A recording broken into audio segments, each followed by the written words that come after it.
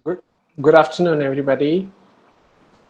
Welcome to the first lecture of the series Drawing Vulnerability, being hosted by the UNESCO Chair in Vulnerability Studies and Indian Writing in English Online, both hosted in the Department of English, University of Hyderabad. Um, that UNESCO Chair in Vulnerability Studies is a teaching and research unit.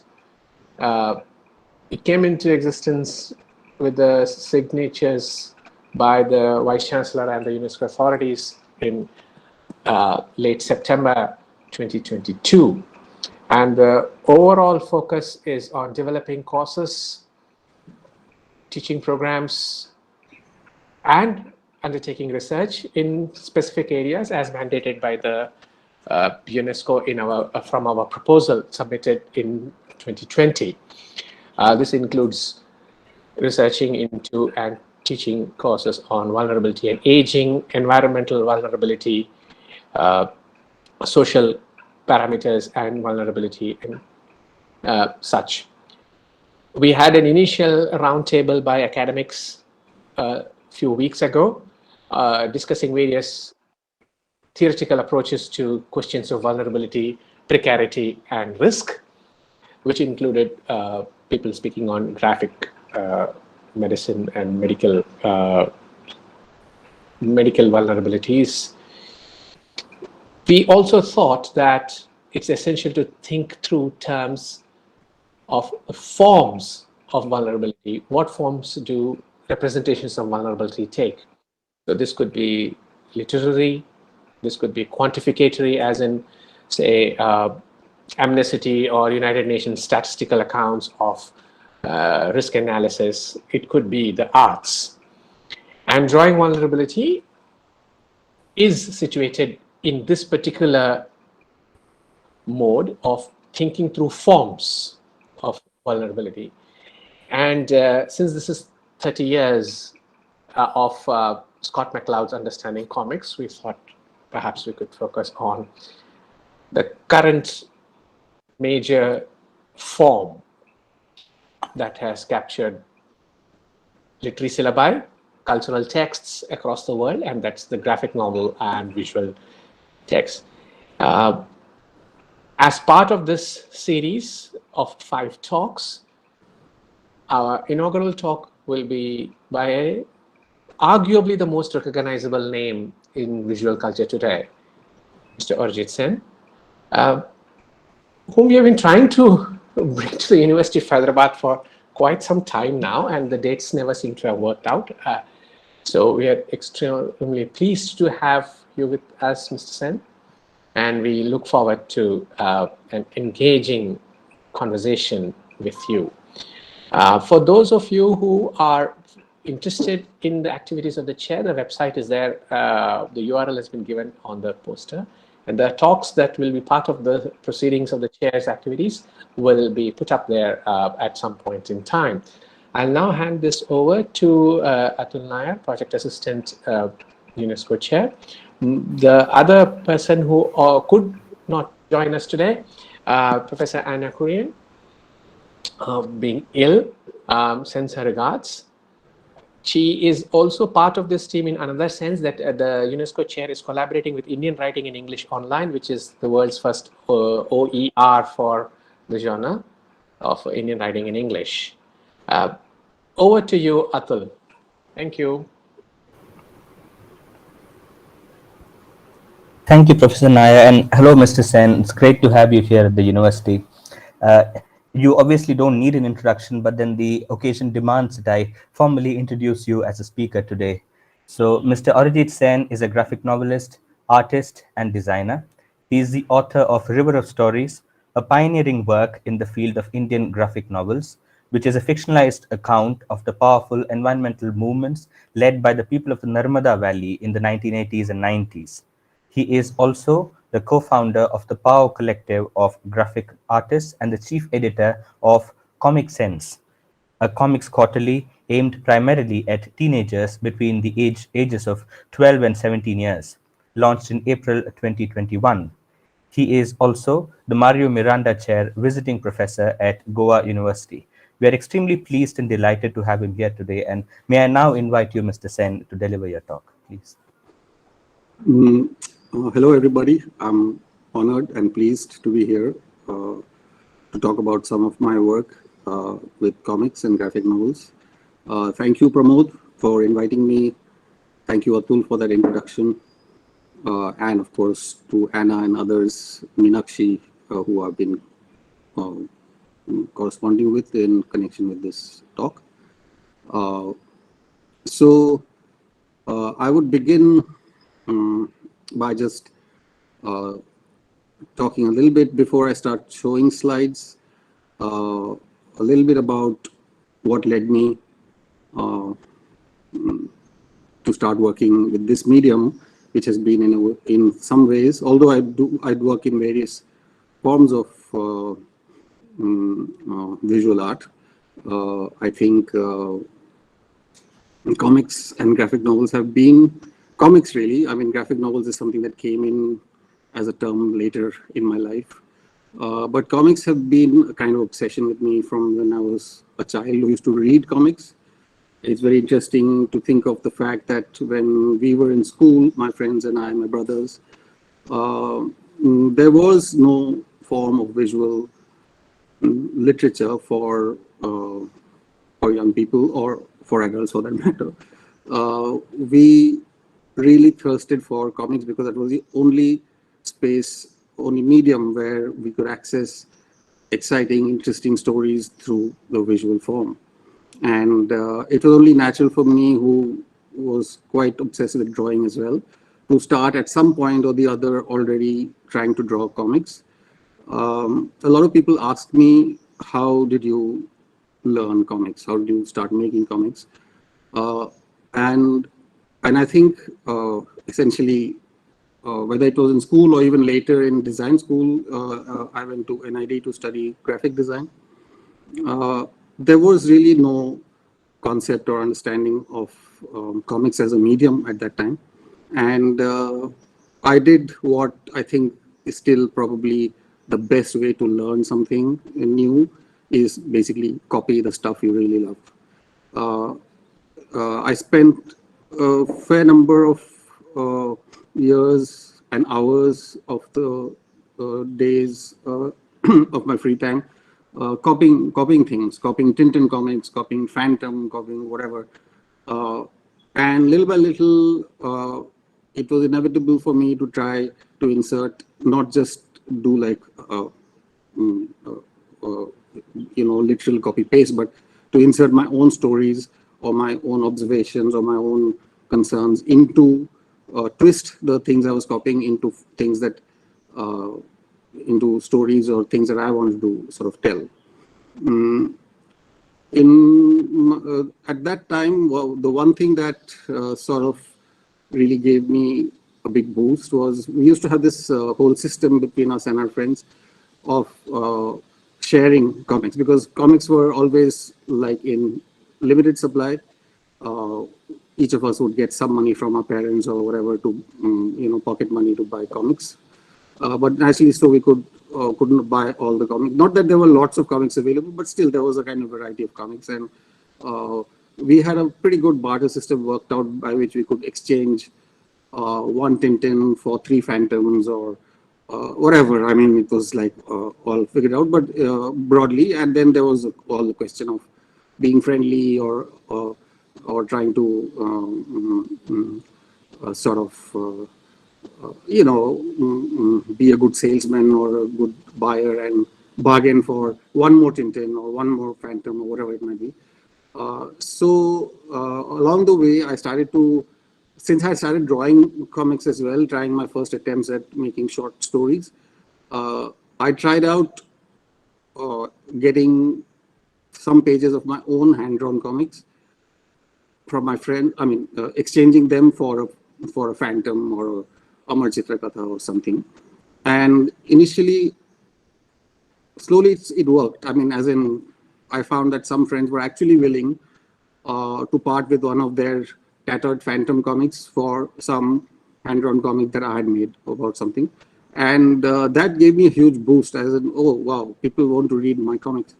and they think it's worthy of a printed comic. So I think that's what really was my kind of the early beginnings in making comics, and having a kind of a sort of a response that boosted my efforts to make my own comics. So yeah, so that's where how I, and when I went to NID, and although comics were certainly not part of the curriculum in any way of study or practice, I kept trying to, what the library had some amazing comics. I mean, I suddenly came across comics that I couldn't have imagined. Comics by, European and American creators, and comics that were adult comics, dealt with not just kiddie stuff or adventure and action, but all kind of other things. And so that kind of gave me a big boost to continue making my own comics. And and it was in 1984, I think, when I was in NID. Art Spiegelman's seminal work Mouse was released, and it won a Pulitzer Prize, and it appeared on the cover of Time magazine, which we used to get in the library. And I was so excited when I saw that. Suddenly it was like a vindication of everything that, and I was always told that comics, anyway, right from childhood, comics were something bad. We were supposed to spoil our reading habits. We were not supposed to really spend time on them, and therefore our pocket money for them was also always limited. And then when I realized that, wow, look at this comic. This person has created this amazing long comic about something very, very historical, very serious, and with many layers of storytelling. And his work has been acknowledged by the as a Pulitzer Prize winner. I mean, this was to me, I think, in my career of comics making, a sort of a huge vindication and a turning point, because I realized that this is something I can do seriously, and it is something that's not just something that is a little bit off. There's always this sense that, okay, my obsession is kind of slightly strange, and I should really grow up and focus on serious things. And so from that moment on, I think when I came across that, and after that I kept thirsting to see the actual book. When I read about it in Time magazine, I was like over the moon. And then, well, once my aunt was coming in from the US or something, and I asked for the book, and I got it. And that, I would say, so in that sense, definitely, Spiegelman and Mouse was a kind of a turning point in my life as a comics artist. Anyhow, so that kind of led me to want to do a big long comic of my own.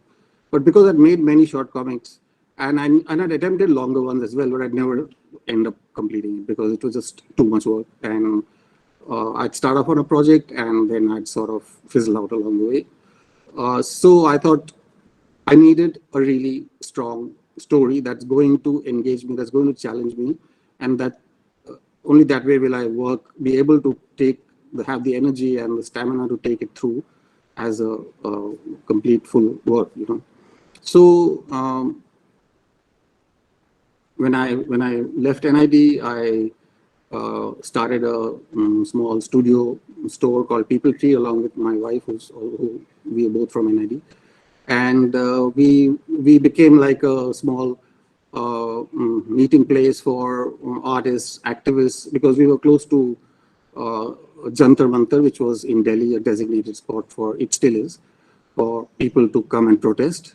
It's like a protest space, allocated protest space.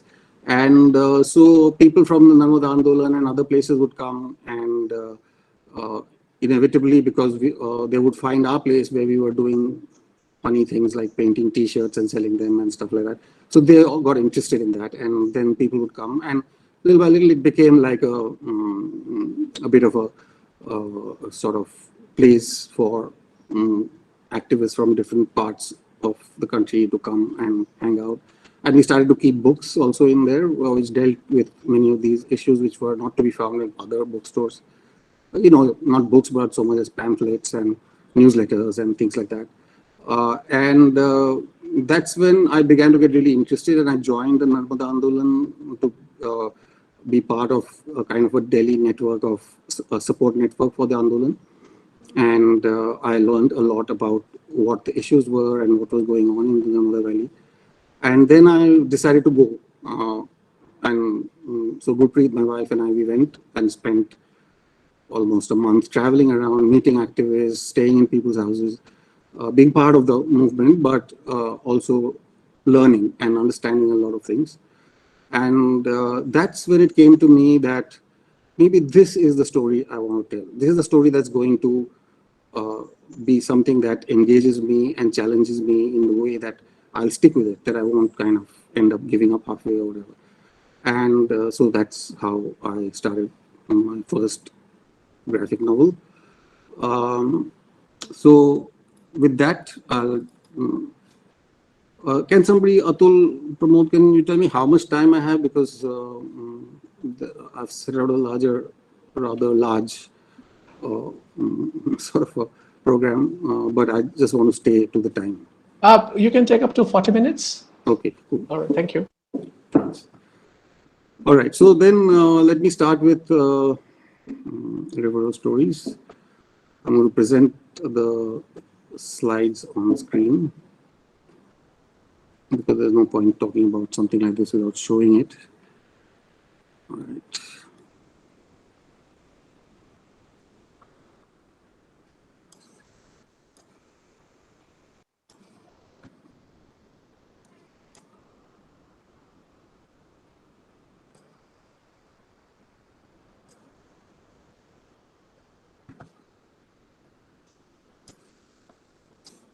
Okay, I'm going to present the slides.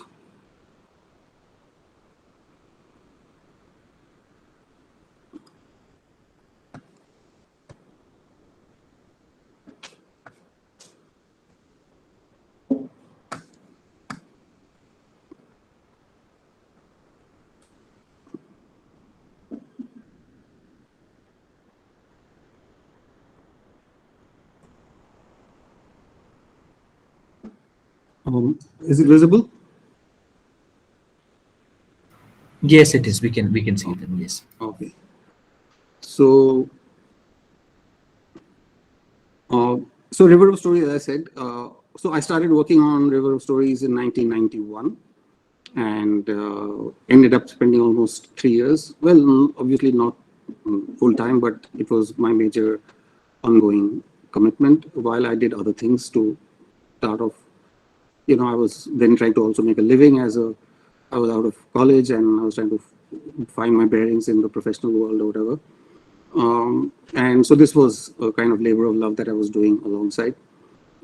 It took me 3 years. Now, when I look back, I'm a little surprised that it took only 3 years. But anyway, I must have been quite productive in those days. But it involved, I started traveling to the Narmada Valley and meeting people in different parts of the valley. And the Narmada River, as you know, stretches more than 1,000 kilometers from east to west. So I wanted to travel up and down the length of the river, meet people in different areas. But of course, I was focused on the parts of Western Madhya Pradesh, which were in the Dub Kshetra, what they call the submergence zone of the Narmada Dam, which was coming up. And that's where the agitation against the dam was the strongest. So I met many people. I traveled to many villages and traveled, you know, in places where villages which didn't even have a road access. I mean, I would have to get off from the bus at some place and trek for 20, 30 kilometers to reach those villages. And of course, it was that period of time was a life-changing experience. And it was, in the end, I was right. I mean, it turned out to be the kind of challenge and experience that stayed with me and that gave me the strength and the stamina to complete this very humongous undertaking. And what you see, this is the cover of the present edition. I mean, this is all very, obviously, I mean, I'm talking about the 90s, early 90s, and I was just in my late 20s at that time. This is quite long back in my life, but fortunately, because the new edition came up, which came up last year, was published last year by Bluft. I was able to, in a way, some of these things are fresh in my mind again because I revisited so many things to bring out the new edition. This is the cover of the new edition. The background is a map of a portion of a map of the Narmada River. This is the, you'll see, I'll show you the larger version of it in the inside pages. And in the foreground, you see the mythical singer Malgu Gayan, who is the singer of the creation myth of the Bilala people of that region. Malgu is, so straight off,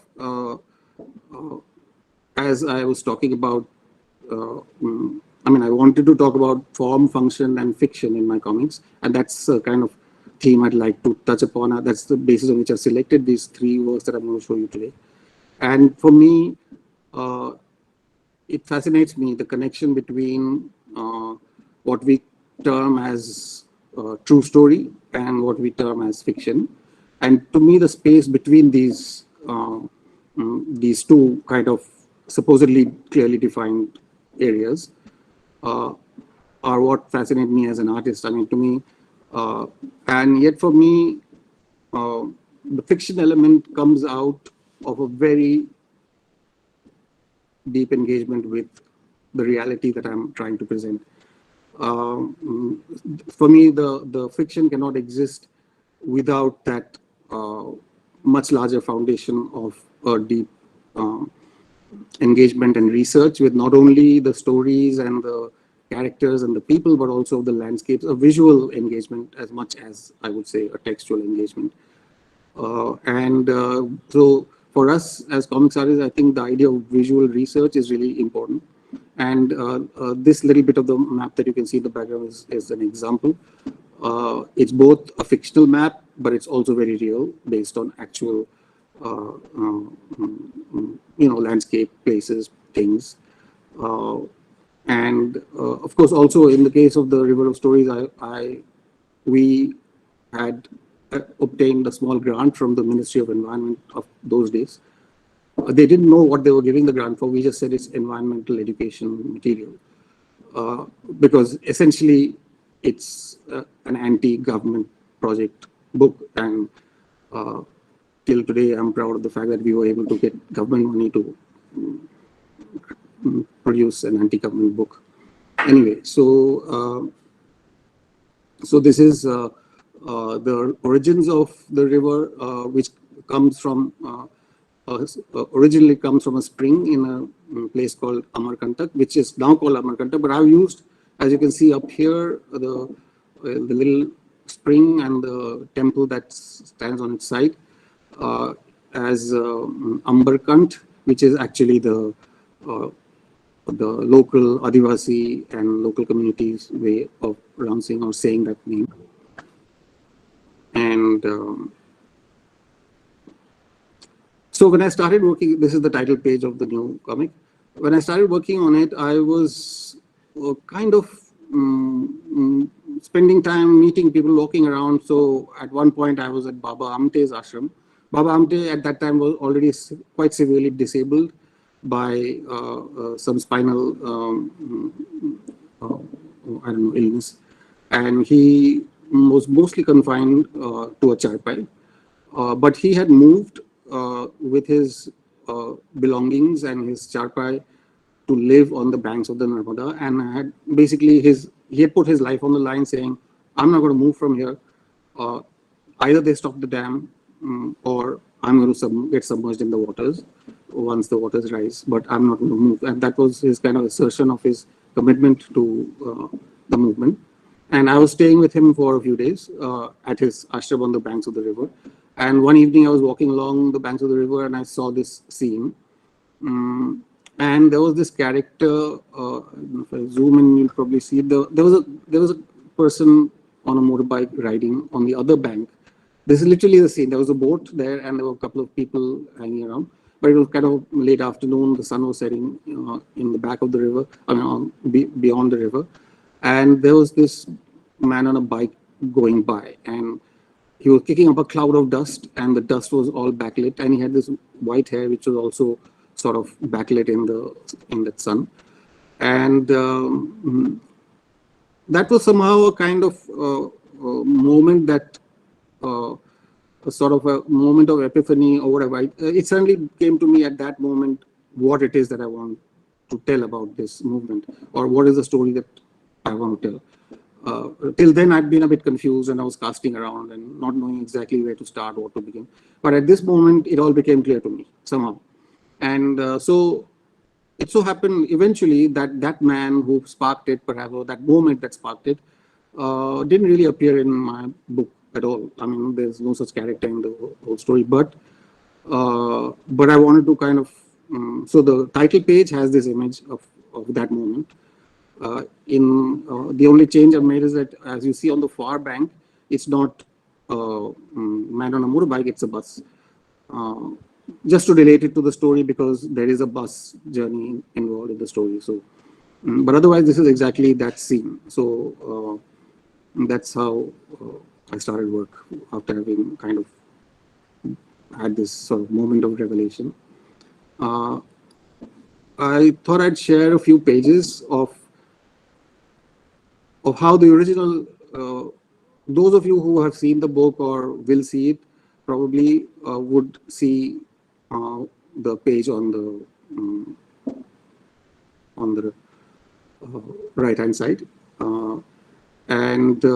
But I thought I'd show a few of the original artwork. So in a way, this is how I drew it. These are the actual scans of the pages, which are yellowed over time now.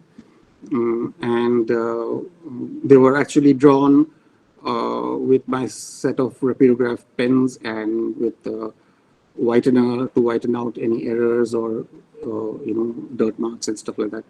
And just to give you a sense of how actually one worked on comics, I mean, you had to, now it's actually a lot easier digitally, but we had to draw it all, then we had to literally write it out by hand within the blurbs. You have to make sure that it fitted the blurbs when you wrote it finally, clearly and correctly. And it was long-winded, but it was actually quite fun also. My dear friend Amita Bhaviskar, who was also part of the Andolan at that time, I loved her handwriting. She had this very neat and precise handwriting. So I asked her if she would write all the text out for me on my book. And she did, and so that's Amita's handwriting in the original. Now there is, in the current edition, I've used a font which is based on my handwriting, which again, dear designer friend called Shiva Nalla Perumal, he actually designed a font based on my handwriting, so I could type out all this stuff, and it would look like, a little bit like my handwriting. Yeah. So being able to type it out allows, obviously, a lot of freedom in terms of how you're able to place the text within the blurbs, and whether you want to even edit some things, spelling mistakes. With the original edition, when I did this new edition and I put in all this text as a font, I was amazed at how much attention one had to pay to all the full stops and the the conventions that we are following. Where is the italics? Where is which is capitalized, what is not capitalized. When we were handwriting it, we didn't really pay attention to any of that stuff, and it didn't matter. I don't know how to do it. I wasn't. So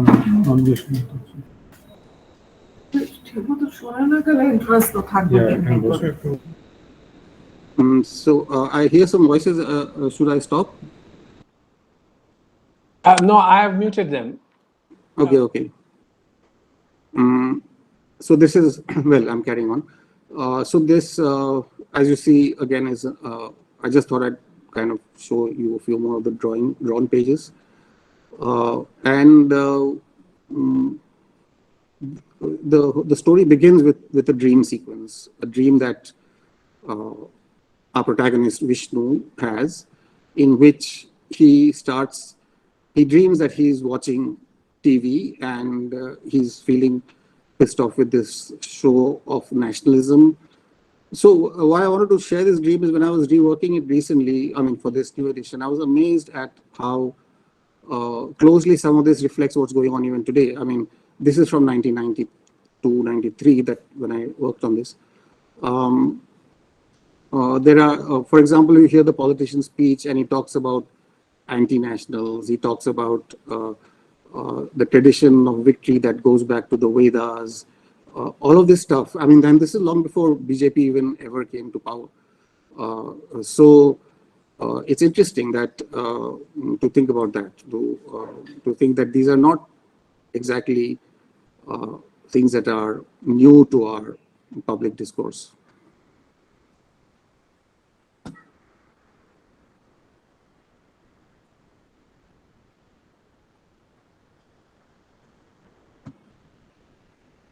Anyway, so the dream sequence ends and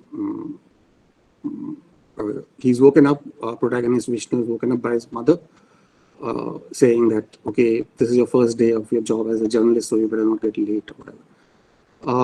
Now, Vishnu, I guess it's needless to say, is a kind of stand-in for me. He's like an urban young man who's setting out in life in his career and doesn't he's not like hugely educated about the world outside of the urban landscape where he has grown up and where he has studied and so on, with his own knowledge and understanding of the world. And he obviously has some kind of, I mean, he doesn't realize it, but he's mocked by the politician for being a socialist without consciously espousing any socialist views, but just because he looks at certain things and he's skeptical about the kind of, and we're talking about the 90s when India was going in for this liberalization program. We had just entered into that phase, and he's just like I was. He was skeptical about this whole move away from a more socialist sort of a setup to this kind of global liberalization that we were heading in for. And so in that sense, I guess the book also is poised at a kind of a turning point in Indian history. Before we go further in, I'd just like to talk about my process of research, which I just mentioned briefly earlier. For me, the storytelling of in comics and graphic novels is not just about words. It's actually about pictures. And just as we have to research, let's say we want to write an article or we want to write a story about something that we have visited, seen, or understood, we research it. We research it on ground, but we also research it from books and periodicals or whatever. At that time, there was no Google, but now, of course, we also research on Google. But for me, drawing from life was a very important way of researching my story. As I traveled around in the valley, I kept making visual document of all that I'd seen, observed, understood, and literally the sort of the reality that I was experiencing. I wanted to capture that in a very deep sense so that it became internalized. And when I created a story about that place and the people there, I wanted it to come out from within me and not just as something that I'm looking at as an outsider. I wanted to, so that sketching process was like very important. And it's not just sketches, but also making notes and noting down and as a way of remembering things that people said or stories, but primarily also about noting the visual culture or the visual world. It was a different world, I mean, that I was sort of entering. And for me, so many categories of things needed to be recorded. So I was looking at body language, I was looking at clothing, I was looking at the kind of way the houses are made and how the villages are sort of organized and how they're structured, the relationship between humans and animals, the types of trees, the types of landscape, And all of this I was constantly recording, but I needed to create a category of imagery. I mean, I needed to say, okay, trees. Now I've got like mahua trees, mango trees, jackfruit trees, banyan trees, people trees, whatever, palm trees, and the toddy palms and so on. And so I would keep, but of course I wouldn't come across these things in neat categories, right? So I would sketch everything I saw. One moment it's a bunch of policemen sitting on somebody's cart, sort of supervising supposedly a tribal festival. At one moment, it's the next moment I see some animals tied up somewhere. So in a way, all these things were happening. I was getting, but later when I would come back to my studio in Delhi, I would we didn't have obviously scanners and things to. So I would photocopy all my sketchbooks, and then I would do like a scrapbook. I would cut and paste and put all the tree sketches into one book, and all the human sketches into another one, and all the landscapes into another one, and so on. So that they became like really a kind of a vast reference library for me to base my work on. And I was, if you can see some of the notes here along the sketches, you'll see that I was noting down things, ribbons, hair clips, bindis. I mean, women at a fair. I mean, what are typically the things that they would be wearing? Or the other one says, young boys have their haircuts short, oiled, and standing up on end. So that seemed to, at that point at least, have been a kind of a style thing that a lot of the young boys were. What was very nice to see in the Adivasi community is that there's enough attention, however rough sometimes their lives are. There's a lot of attention paid to style, to appearance, the way people tie their turbans, little details, and both men and women pay a lot of attention to the way they dress and the way they look. And this was always fascinating to me. And how they combined, a shirt with sort of epaulets and little army-looking kind of shirts stitched in a colorful print with a short lungi and a turban. I mean, all of this was very interesting for me. I kept making notes of and all the different ways that the turbans were tied. So yeah, so then looking at the plans of houses, I mean, houses where I stayed, I would make sketches like plan drawings of where what was placed within the house. This became really important for me to be able to, when I did the comic, in my mind, I had to visualize a situation inside a house and know in my head, even though I'm drawing only a portion of it, maybe of a person, of a woman's grinding wheat or baja or whatever, in one corner. In my mind, I had to know that this is the corner of the house where that happens, and I cannot have a character enter next to that place. That place is usually across from the entrance to the house. So these are things that help me to kind of really plan my story very clearly and hopefully correctly, and not in a way. So I was, while my book, I knew from right off from the beginning, my intention was to create a book that would be read by urban people. I mean, I was not creating a book for, a lot of people have asked me, why did you do it in English? You could have done it in Hindi or in Bilali or whatever. I mean, to me, that was not the priority, because yes, it's nice for me to share my work with the people there, but actually they know that life and that reality and their struggle much better than I do. I don't need to tell them about their struggle. I need to tell the people in the cities, the young people in the cities, that was my audience, about what's going on in the Narmada Valley. So to me, bringing ever since I was a kid and I used to read Tintin or whatever, I would feel like I'd entered into that world. I was actually in the desert with Tintin, or I was actually walking through the Andes or climbing up the Himalayas. Literally, I would feel transported. And I wanted to, with my Narmada book, to sort of bring in the same sense for my readers, that they should feel, even though they've never been to the Narmada Valley, they should feel like they are in that world. In that sense.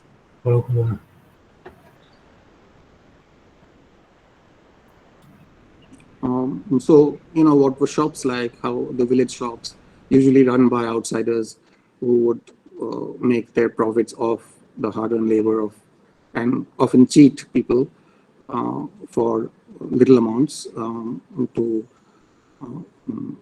because the Adivasi communities were basically usually sort of living in places that are distant from markets and cities. So these guys who run these little shops in villages would bring things from the cities and charge a nice extra profit from selling them in these places.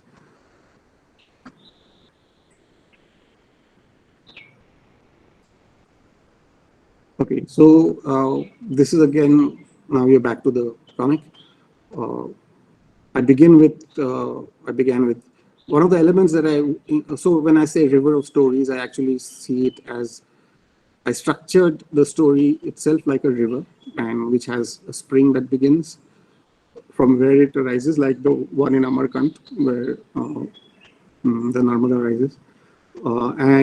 Then it goes through the hills and the plains, and ultimately flows through the plains into the mix, the alluvial plains where the rich soil exists, and where the Adivasis of that valley have been subject, as elsewhere, been subject to a series of historical displacements, the dam being the more recent one.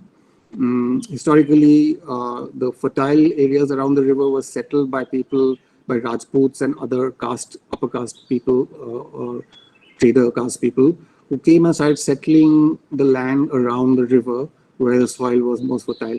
So in a way, over time, the tribal communities got pushed out of the more fertile zones and more accessible zones into the hilly and more forested parts where they eventually went and settled.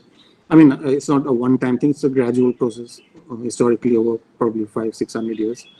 And then with the colonial, when the British came and the colonial law was established, then little by little these feudal sort of landowners and the relationship between, however unfair it may have been, there was a kind of a connection between the Adivasi people and the plains people, so to speak.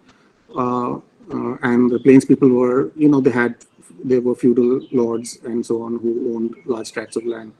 And the Adivasis ended up sometimes doing manual labor or agricultural labor on their lands. But then with the British laws coming in place, the Adivasis became subject to forest laws that the British established, and little by little even the forests that they inhabited earlier were taken away. Their ownership was taken away in a sense, and they all came under the jurisdiction of the government. And so in a sense, there have been like, multiple displacements and disenfranchisements of the rights of Adivasi communities. And here we begin with the story of creation, which I want to kind of also play upon this idea that, like I said, I mean, there is a strong connection in my work, between fact, or let's say researched reality, and fiction of fictional understanding. To me, sometimes that fictional understanding can be more probing, be more powerful than simply reporting what exists. And so to me, the song, which is a creation myth, which is usually sung by the Gayans, which is a particular kind of community within the community of Bilalas, who are the tellers of the story, which is usually done as a performance. But I took the liberty of drawing it out for my book. I took many liberties like that. I mean, in a sense of using the folklore and stories of the local community and juxtaposing that with the way we understand. Because to me, this the way the creation myth is sung and the content of it, I mean, the story actually is all about the river. It's about how the river came into existence. And the river is the creator of life. And that kind of a centrality to the river, and in the way the Adivasi community thinks of the river, is very different from our modern conception of natural resources like rivers, which is why we dam them, and we think of how that that's a resource that we must use for our benefit. And that I want to keep contrasting these two very different views of nature that I came across in this. And I think it was essentially my understanding became that this is a conflict, of course, of people resisting being displaced from their lands, but also resisting a new worldview that was being imposed upon them, and trying to assert the importance and the rightness of their own worldview. So I needed to include this. I mean, to me, telling the story of Malgu Gayan, telling the story of the Gayan and the creation myth of the river was critical to juxtapose with the story of the dam building itself.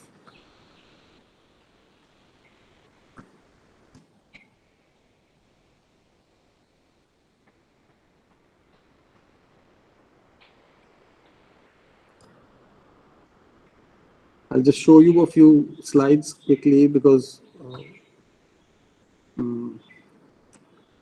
I thought that we could perhaps look at some of these images and pages. They are in sequence, but of course I'm jumping between pages because we don't have time to go through the whole book. But there are many threads to the story, I just want to say. And this is the story of Relku, one of the characters, and it's her growing up and her childhood. And it's a sort of a, let's say this thread, it runs through the book also. We go back and forth. The Relku story is a story told from the Adivasi teller's perspective. I mean, how they looked at their lands and their lives and their priorities. And I just want to point out when we're talking about, when I was talking about the way I did my visual research, if you look at this image, this little sequence of this young Relku recounting how they used to play in the forest, and then how they used to hunt for birds, and how she used to, she tells of how she used to collect mahua flowers. Now there is a sketch here, which there on top there, that's actually made from life, where I saw these children going around picking mahua flowers and from underneath the mahua tree. And that literally sort of, gets represented in the story here, where you see her down here. She's picking up the flowers in the basket while her brother is trying to snare a bird.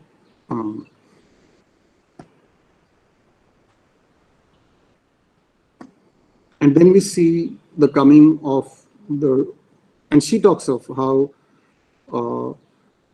the road, how first the forest officers came to explain that there's going to be a road coming through here, and your villages are going to get, benefits of development and so on and so forth.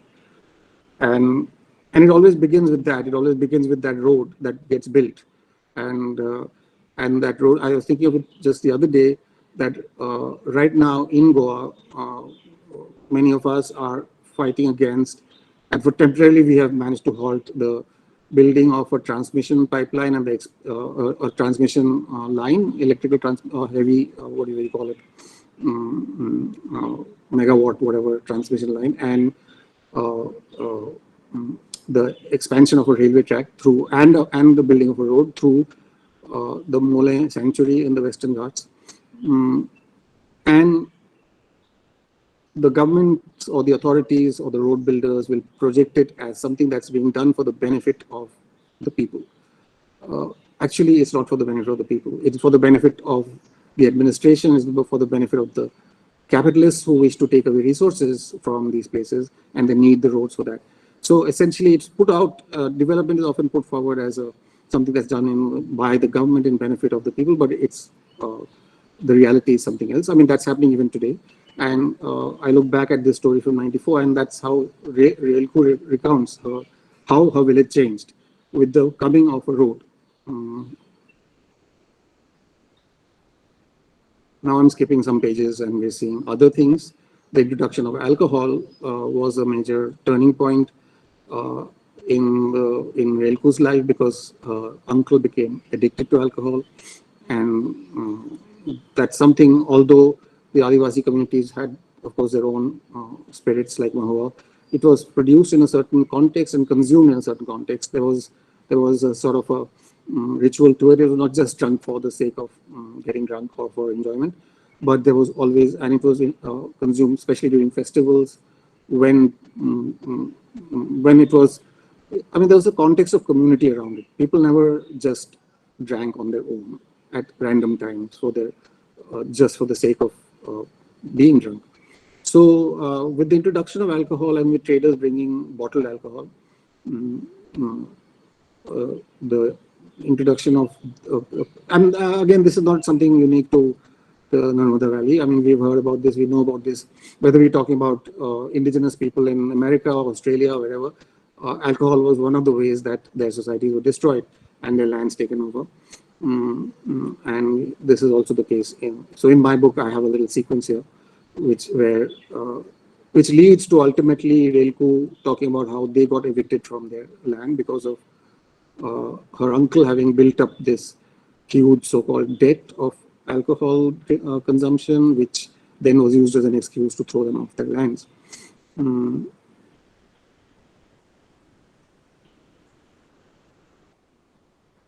Sorry, that was, yeah. I've used the creation myth, the Guyana, keeps coming in and out of, flows in and out, like it's braided through the story of Relku story, of the dam building story, and it kind of builds a sort of a world that is both physically very real, drawn with a lot of attention to detail and a lot of attention to the reality of the different types of, as I was talking about, you saw from my sketchbooks, which is based on very real observations and very detailed observations. But it was also a reality which was punctured through, let's say, with myth, I wanted to say, bring home the fact that this is the same landscape, the same reality, the same hills and the same waters, which could be seen one way by the dam builders, or let's say modern society like ours, and the same landscape is imbued with magical power by another set of people, for another set of people, and I just wanted to contrast, for me, that idea that landscape is not just physical land, it's not physical forms of mountains, forests, river, etc., but also a magical living thing which we are part of. And so to me, I draw things very real, but I imbue them with, my attempt is always to imbue them with a kind of a magical, spiritual force, let's say.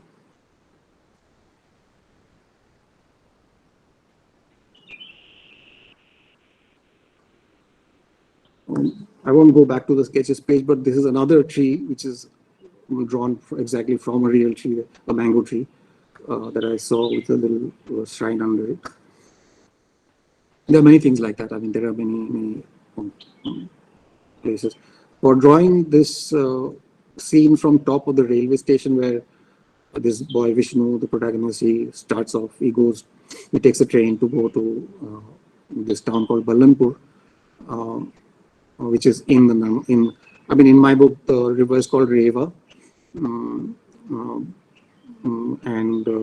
So he takes this train to go to the valley because he has an assignment to do a piece about the movement that's taking place in the river valley at that time. So I remember for this one, I actually went and stood on the overbridge at New Delhi railway station, and I sketched this whole scene from there. Of the station itself, and it took me quite a while, and I gathered a large. I was amazed. I thought everybody on the overbridge is always hurrying to get to this platform or whatever, but there were obviously enough people who had spare time to hang around and watch me draw and ask me questions. And that was a thing that I always. That was another important aspect of drawing on location, whether it's in Delhi or it's in the Narmada Valley. It becomes a way to engage and connect with people. People get curious, people get interested. It's very different from going and taking photographs. I mean, you actually, photography is a kind of a barrier. It sort of creates an alienation. It creates perhaps even suspicion of what, of the photographer, what you're doing. And very often photography involves a kind of stealth. You take pictures of things and people and places that, and you try often for them to not know that you've done that. But with drawing, it's a very different. It's very inclusive. It's very actually about engaging in a sort of dialogue, and invariably people get very interested if you draw. They come, they want to know what you're doing, and they want to see your drawing, they want to see sketchbook. Sometimes it becomes actually difficult to not be interrupted. But I found that I got a lot of my stories, and I made a lot of my connections and introductions to people because of that. I mean, sometimes people were just so happy that I was making drawings of them or their places or their, rather than get offended that I was taking their picture, they were happy and they would want me to make more drawings. They say, no, come home, I'll give you lunch, I'll give you chai. Why don't you make a drawing of my child or whatever? So it became, for me, drawing was also a way of engaging with people and connecting with people. And a lot of my research, my stories came out indirectly through the process of drawing.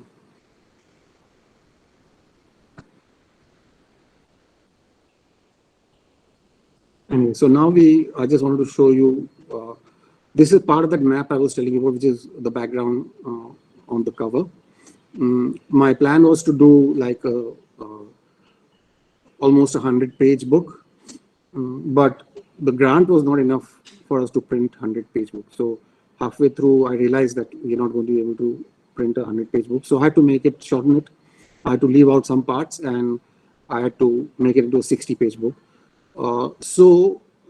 At that time, I decided to do this long fold-out map of the entire valley, and in that build in all the stories in little detail, all the stories that I couldn't fit into, which I wanted to tell in the book.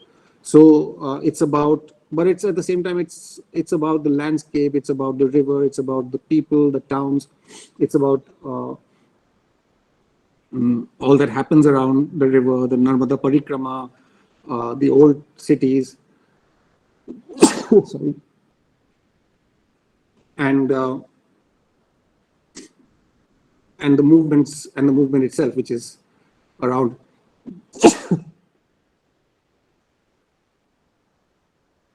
So yeah, so I won't take longer with this because we have some other work to look at also. But I'll close the River of Stories talk here. I'm very open if anybody would like to ask me something right now while it's a question fresh in the mind, or we can do this all together at the end.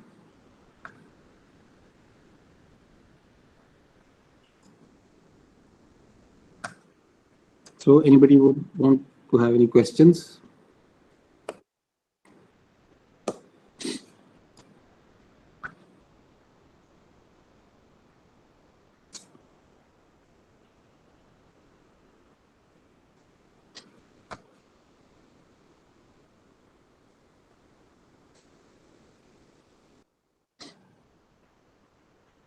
Yes, please, Shrita. Hello, sir. Thank you for this wonderful talk. So this question, am I audible? Yes, you are. About just your book in general. I just had this. So I'm a huge fan of graphic novels.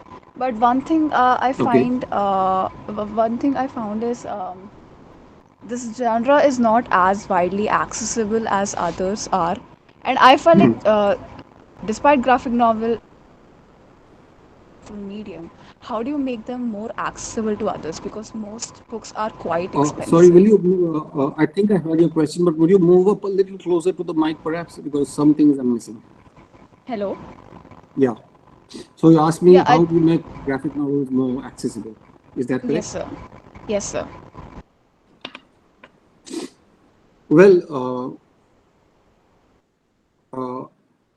it's a good question, as in I keep thinking about that myself as how do we kind of reach out. One thing is that it's, of course, a lot of work is going up online, and in fact, people are now creating comics and graphic novels for online sort of use or reading. That immediately makes it accessible very often for free to people. However, I think my experience from attending, some book launches and book fairs, book festivals, literary festivals where graphic novels are sometimes featured also. My sense is that there is actually something that there is something to reading it as a book that, especially if you created it as a book. I'm not talking about people who create, let's say, comics for Instagram, and they work the medium around in a way that is best suited for Instagram kind of viewing. That's great. I think that's a good thing to do. And I think a lot of young people are doing some very fantastic work in that sense. But stuff that was created, like my books, are created for print, and reading them online just doesn't have that same level of interest, or doesn't have the same level of engagement that happens when you. So how to make books available more widely, graphic novels, and how to make them accessible in the sense also cheaper. Unfortunately, the medium is a visual medium, and when you publish a 300-page novel, which is just text, your paper quality, your print quality, everything needs to be of a lower quality than what you need for a graphic novel. So that naturally pushes the prices of graphic novels up. You need better paper, you need better printing, sometimes you need color. And how to get across this conundrum, I don't know. I wish there would be like graphic novel libraries or comics libraries in every town and city, or at least wherever, and where people can go and read these things in print without having to pay an arm and a leg to own one. I am a big votary of that. I've been wherever, and including today right now, I keep sort of presenting the case for creating more comics and graphic novel libraries, especially in smaller towns and places. And I hope that sooner or later that starts to happen. I know that a lot of universities have started to keep many more comics and graphic novels, so that becomes accessible within the university, but not to the public. Is that, yeah, more or less what? Okay, so I see Rahim and Manini are raising their hand. So Rahim, go first. Okay, sir. Thank you. Am I audible? Yeah, you are. Okay. Good evening, sir. Thank you for such Hi. a beautiful session. Thank you. So I've been working with some journalistic graphic novels from past few years from an academic perspective. Okay. So your works, then Joe Sacco, Spiegelman, and what struck me was that your use of different forms of styles of drawing. Yeah. Per se, from soft portraits to then dark pencil hatches, then and stick figures. So what I wanted to know is what is your take on this different using of panel on panel and different kind of art styles in one such work? Okay,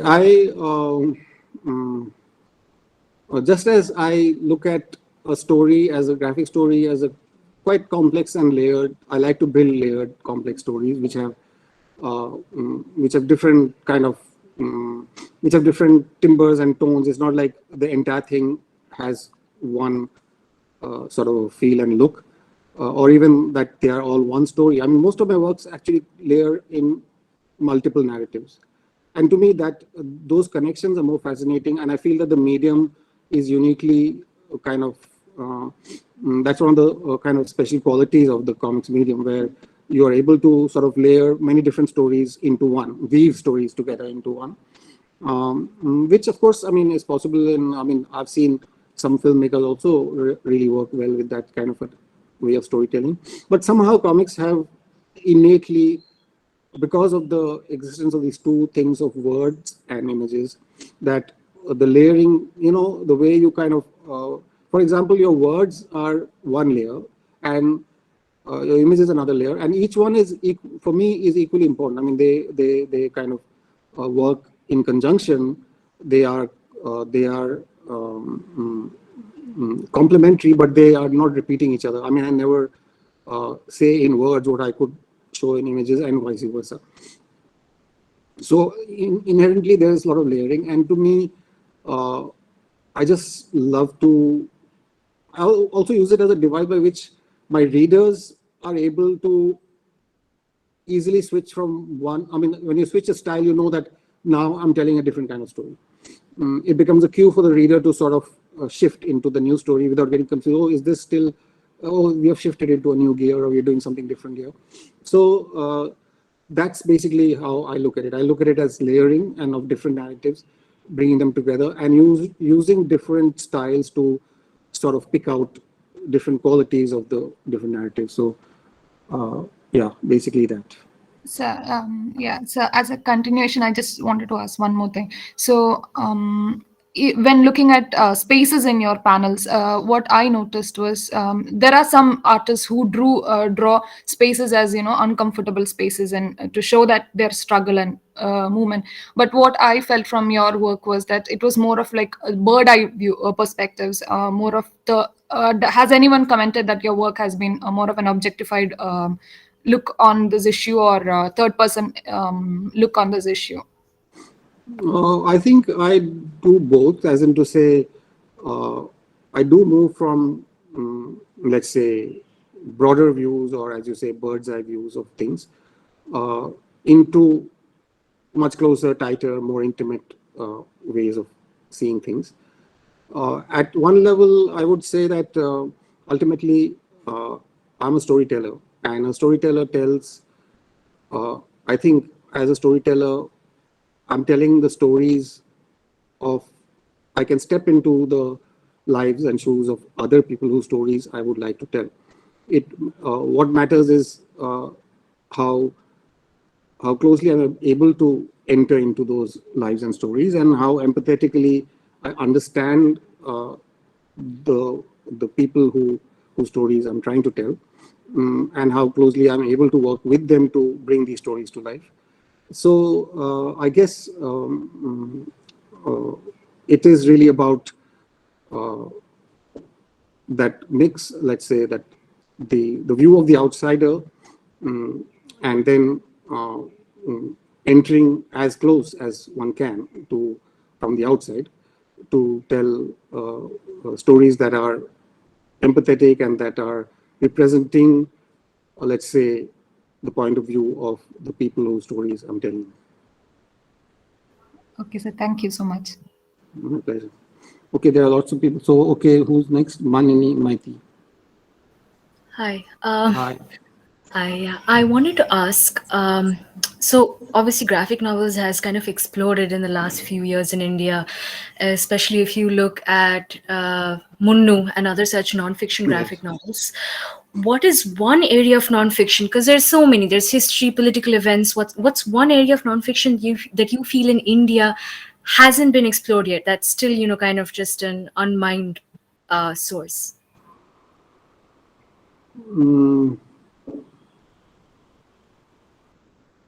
I can't answer that often. I haven't thought about it. However, I mean, I tend not to look at things in categories like that. Perhaps from a point of view of an academic study, it's interesting or good to kind of categorize things.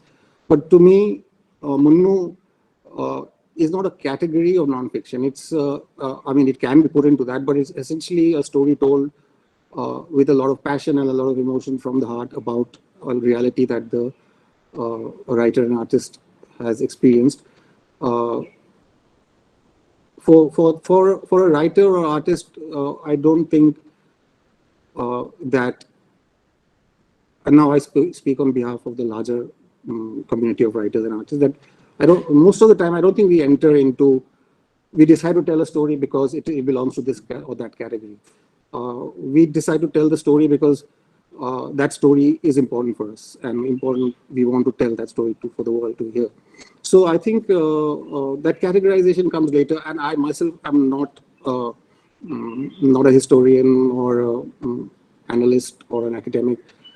So for me, those categories don't really matter. I don't look at, which is perhaps why I can't answer your question, because I haven't thought about which are the categories of nonfiction that have not been brought forward in India.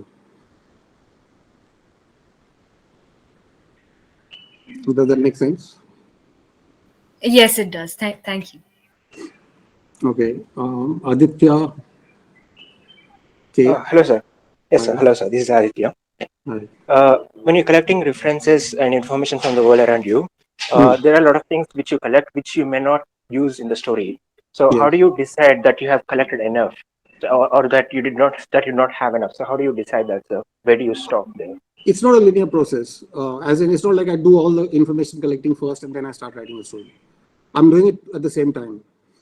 Initially, of course, I do a lot of just going in there and as I meet people, as I draw, as I travel around, the story starts forming in my head anyhow. And at some point, it's a sort of a idea that gains enough momentum in my head to start putting it on paper in some form, either as a script or as a sequence of images, whatever it might be. But that is a process that goes on over time. As I mentioned, that it took me 3 years to do River of Stories, and so it's a process going on. So that doesn't mean that I've already finished with my travel or my research or my collection. I'm still thinking about it, and then I go back again to the valley and I show people, this is what I've been drawing, and I talk to them, and sometimes I get feedback. People say, hey, but what about that? You didn't think about this, or you didn't go there, you should have seen that. Then I go and do that, and I bring that back into my story, and then my story grows, and it goes, as I said, initially, by the time I had kind of come upon the full realization of what story I was telling, it was coming to more than 100 pages in my planning, and then I had to cut out a lot of stuff. So it varies, it varies from situation, but it's a parallel process is what I'm saying. It's a back and forth. It's not it's not linear. Oh, thank you, sir. Saurav. Yeah, thank you for sharing your presentation. I wanted to ask mostly, so this question is about fiction work. And so there are some discussions that say that when you're creating a fiction work, it's better to write a novel instead of a graphic novel, because it lets the user, lets the reader imagine most of the part, and have their own vision while going through the work. So what do you think, is that really an advantage for novel in place of graphic novel? And when do you think that should we leave the reader with that imagination part, or when we should handhold them through what the writer or the artist or the author wants to represent? No, I don't think it's one should look at this idea of the image and the visual imagination is a different kind of imagination. It's also very powerful. And when I draw something or I create something, it doesn't mean that I'm actually hand-holding or I'm showing something which is to be understood literally. I'm provoking the reader's imagination through images, which a text-only piece cannot do. I mean, to take this logic to its logical conclusion is to say, oh, so we shouldn't even write a full novel. We should just write the chapter titles, and then the reader will have a lot of things to imagine. So it's not really about that. It's not about you can make movies. Movies are not are taking that one step further, right? They're not only showing us images, they're also showing us sounds and so on and so forth. But that doesn't mean that it doesn't provoke our imagination. Yeah, okay, makes sense. Thanks. Okay, Malini. Hi, yeah. I wanted to ask you, how much are you thinking about how the reader might decode what you're drawing when you're doing your drawings? I'm thinking quite a bit about that. And I'm putting in a lot of deliberate things for the reader to decode. Now, there are many layers of decoding possible in visual art. And with comics, I try and because we have language also, and the coming together of text and image creates a whole new possibility of meanings. I try and I do put in a lot for them to decode. And I'm pretty sure, and it's not necessary also for everyone to decode everything. So I'm pretty sure that doesn't happen, and that's fine. different people will decode things differently depending on where they come from.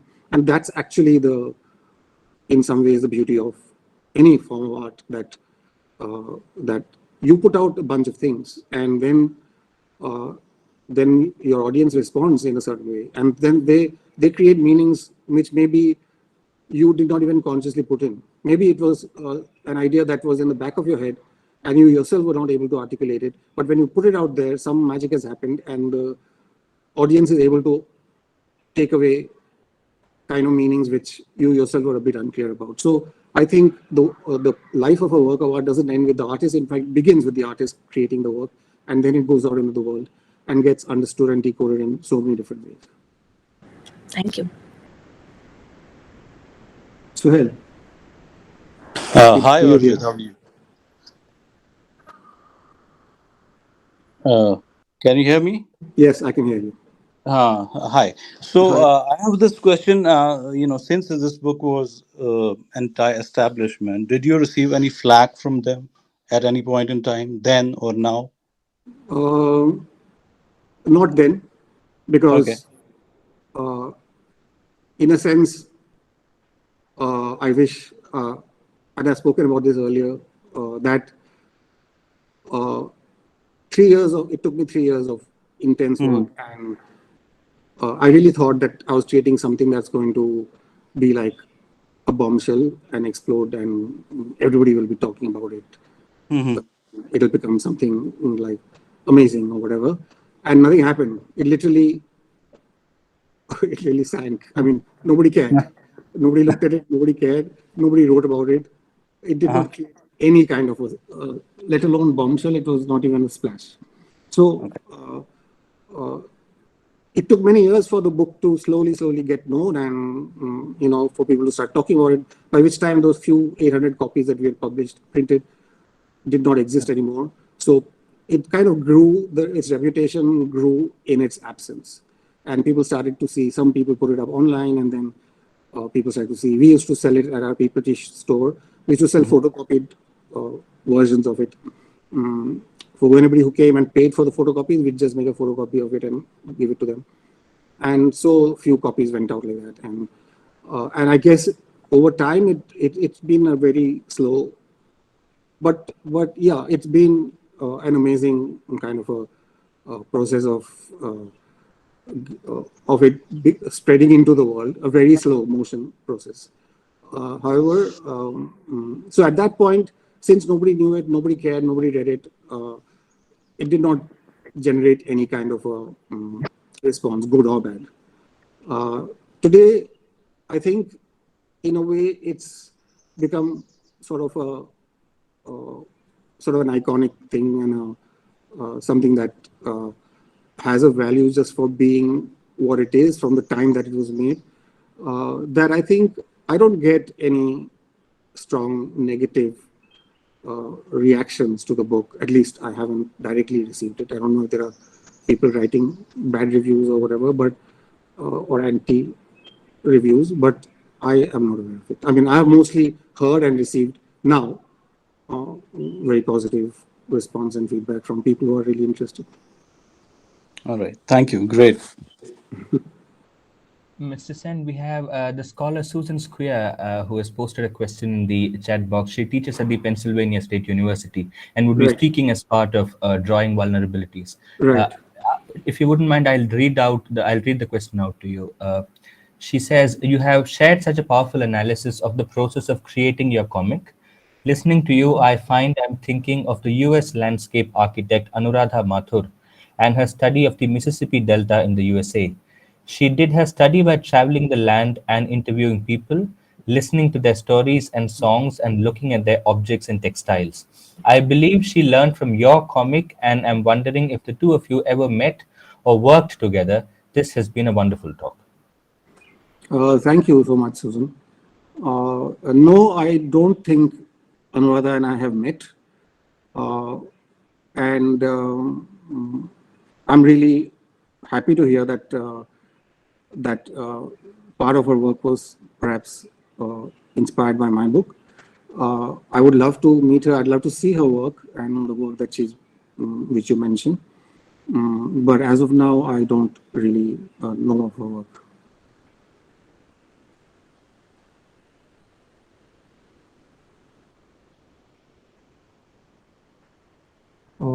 Okay, now I see the chat box. Should I respond to? Okay, Suhail, are you asking another question? No, sorry, that was a mistake. So there's a question by Raji Nair.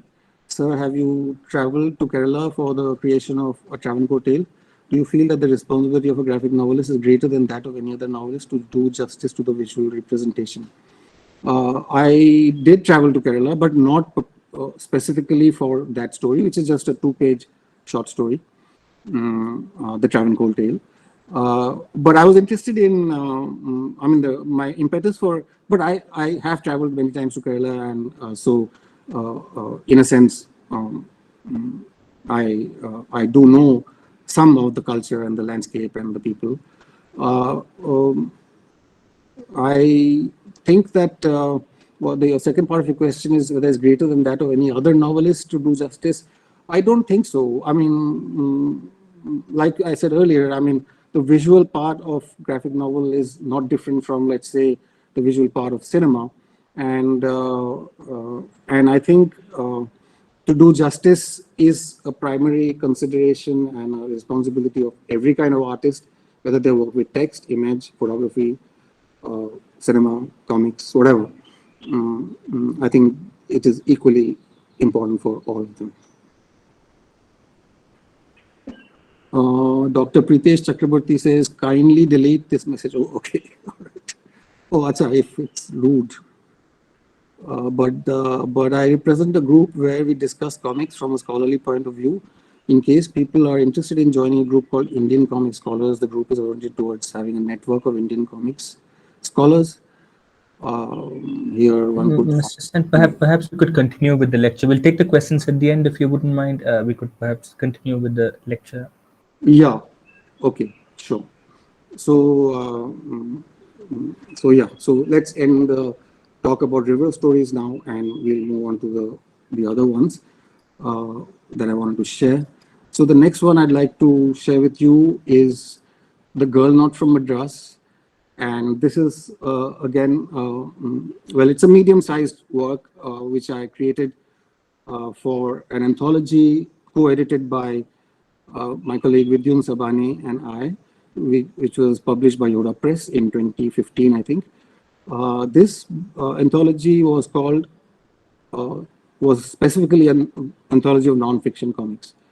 And our idea was to be able to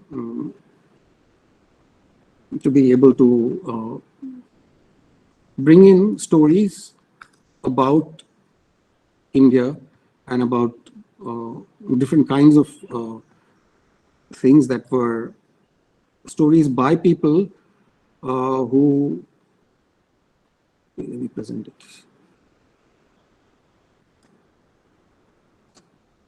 All right. Are you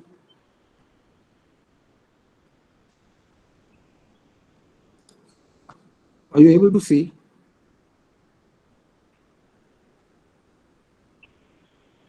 Yes, we can. Yes. Right. So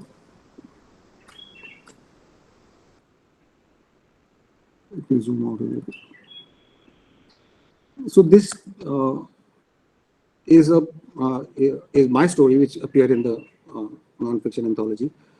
I worked with a journalist called Neha Dixit, and this is a story that she reported, which is about a young woman who was abducted from a village in Assam on the pretext of being given a job, because she came from a very difficult situation where she and her family were living in this sort of, this is at the time when the Boro agitation was at its peak, and there was also anti-Muslim violence, and they were a Muslim family.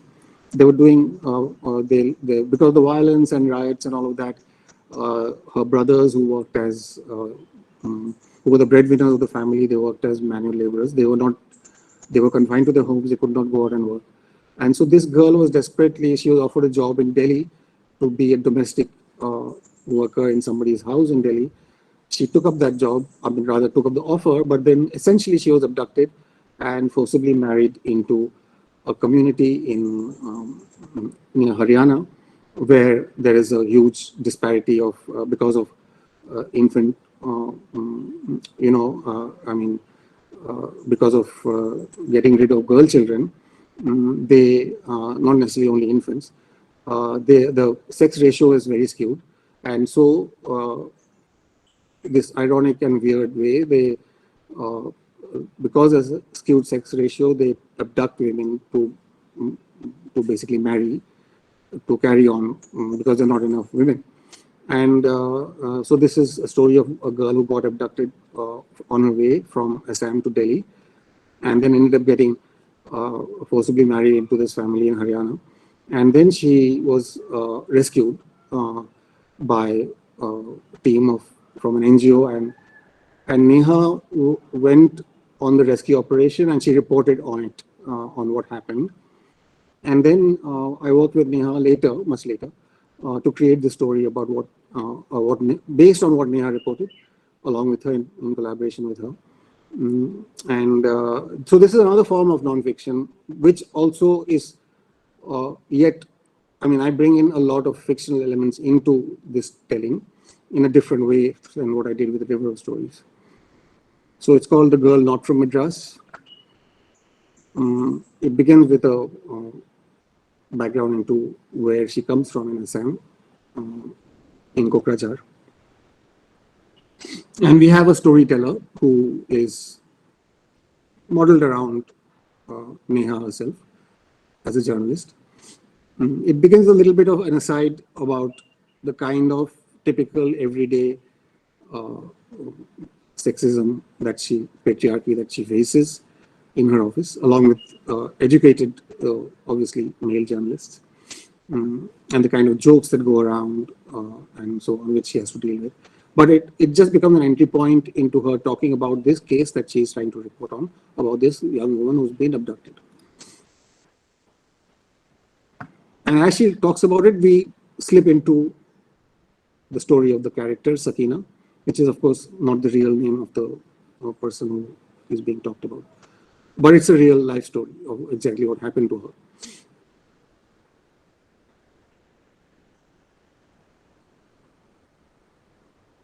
Since we don't have a lot of time, I'm not going to explain this in as much detail as I did with River of Stories.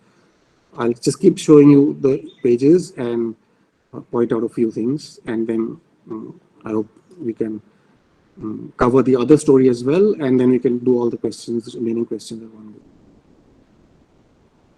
So here what I wanted to do is introduce, so here you see her in Kokrajhar station. She's sort of taken up this offer from an agent who has promised her the job and is taking her on the train to Delhi. And she is quite young, and she has never traveled outside her village before. So she's literally stepping out into an unknown world. Again, as I said, to me, I couldn't go to Kokrajhar for this story. I could not go there myself or meet the protagonist actually. But luckily by now I had Google, so at least I could research some details about the landscape, the place, the people of the Kokrajhar region. And you see her here, and you see her taking the train, and meanwhile, as we keep switching between Sakina's story and the protagonist, who is unnamed, the journalist, who is modeled on Neha. And so we see her talking, and then she's online, and we see that she is kind of creating an avatar for herself for her social media. And she creates this avatar called Ladli. Ladli means like a beloved woman, usually used in North India, in Haryana, and other parts of North India, Punjab, and in Hindi-speaking areas as well. which just means a beloved girl. And so she creates this online character, and from there the online character becomes like a character in the story. So she comes out of the online persona and starts to enter. So here is how, in this case, I've kind of brought in a wholly fictional character into what is otherwise a reportage of a real event and with real people and real places. And she becomes like a narrator. She tells us, it begins with the 2012 agitation about the woman who came to be known as Jyoti Singh, but she came to be known as Nirbhaya. And it begins there because that's the event in which, as a result of which, a new set of laws were brought in, which were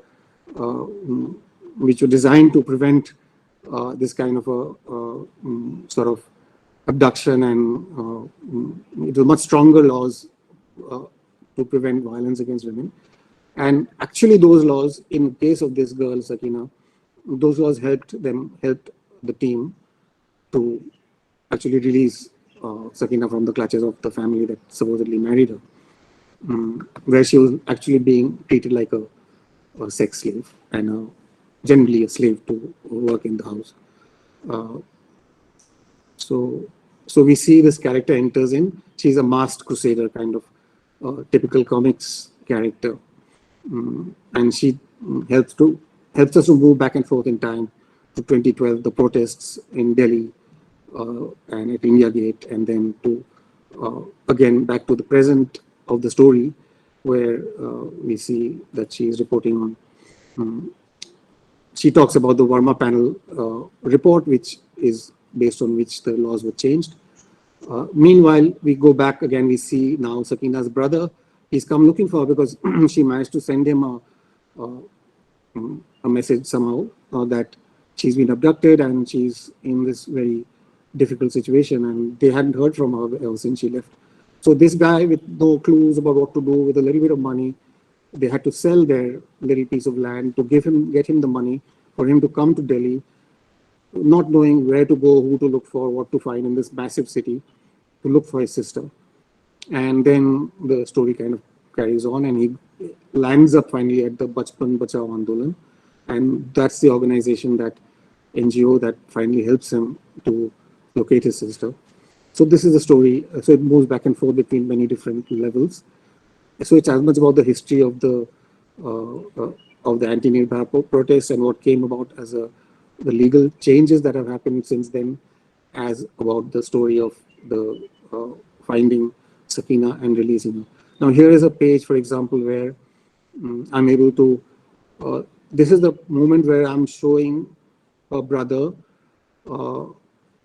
getting a call from Sakina, a sort of a clandestine call which she manages to make from a cell phone that was left lying in the house, where she is literally imprisoned. And now she tells him many things about her condition, what's going on. But I think that I don't have the space to actually go into that. But in a way, I can represent her trauma through an image. And this is where I would say that this is purely a fictional creation, in the sense of taking the gist of her message and what her brother reported that she said, and transforming that into a nightmarish image of her life in that place where she has been held captive. So, so with comics, in this case, I'm looking at how I can keep shifting between a story that is very real about very factual things, reported by a journalist well known for her integrity and for her kind of investigative journalism, and I'm adding a whole different layer of narrative onto that. And my attempt is to do justice to both the fact and the fiction, and to actually not to have each one kind of build upon the other and give a greater depth to each other.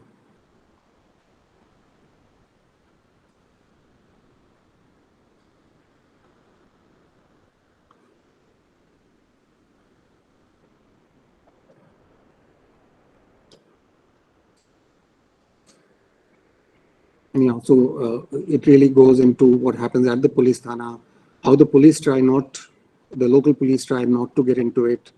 They try to, as we all know, that happens.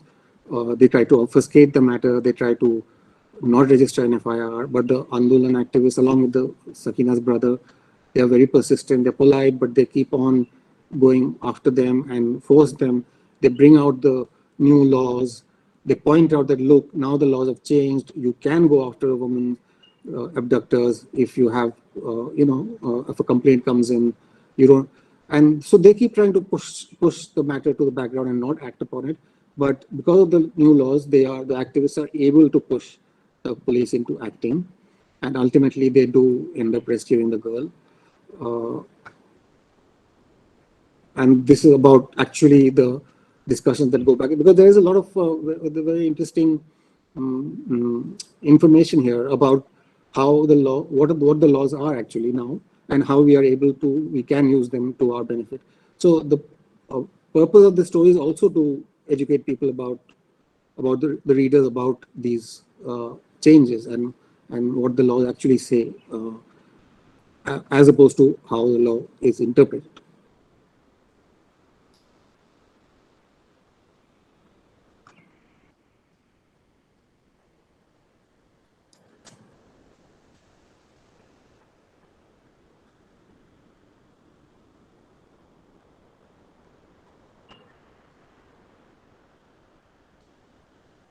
Anyhow, so finally they are able to rescue Sakina, and the local community tries to resist, but they cannot, and they are finally able to take her away, and Sakina is reunited with her brother at the police station. However, the image again here, the image shows, let's say, relief and joy of all concerned. In the center of the image, you see Sakina and her brother hugging each other. However, and the police women and men are arranged around the back. Everybody is feeling positive and happy that this came out well. However, the text says something else. If you can't read it, I'll just read it out. In life, there are no happy endings, just new beginnings. After this, Shamshul, the brother, will be forced, and this is what actually happened. I'm kind of giving a sort of a flash forward. Shamsul will be forced to move on to a life as a migrant laborer in Gujarat, because they gave up their land anyway. Whatever little bit of land they had, sold it for Shamsul to come and search for his sister, which he successfully did. But now they don't have work back home. So he moves to Gujarat to work as a laborer. From there, he will have to continue to make unaffordable trips back and forth to Palwal, where the case has been registered, to attend the endless cycle of court hearings over Sakina's case. Investigations will reveal that it was Sakina's own aunt, who played a pivotal role in her trafficking. Sakina herself will have to spend time in a home for rescued minors before eventually finding a job as a low-paid domestic worker in a city far from home. In the years to come, the siblings will struggle to contribute whatever they can from their meager earnings to a paralyzed father back home and to a family that has now been reduced to landlessness. So the image is of a happy ending, but I want to point out that, that actually in real life, it's convenient when we tell stories to have a nice ending, but real life has no happy endings. So that's how my story ends. The last frame is of the police officers going back, saying, but also pointing out the fact that the system does not learn from these situations. So the two cops are driving back after everything is over, and the guy saying, "Sir, that's why I always say, keep away from women. They are the cause of all troubles." And the other guy says, "Yeah, let's stop at Baldev's Theka. I need a drink tonight." So that's where the story ends. Okay, I went through that really quickly because I don't want to overshoot. I think we already have. And I'll take you through a few pages of, now this story which I showed you just now, The Girl Not from Madras, was completed in 2015. So like 2 decades after I did River of Stories. And This one is something I'm working on currently. It's a work in progress.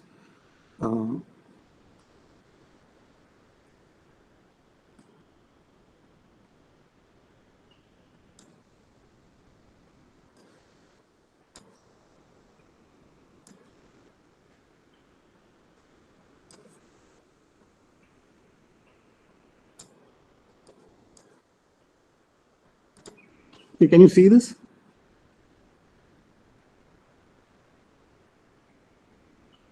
Yes, we can. Yes.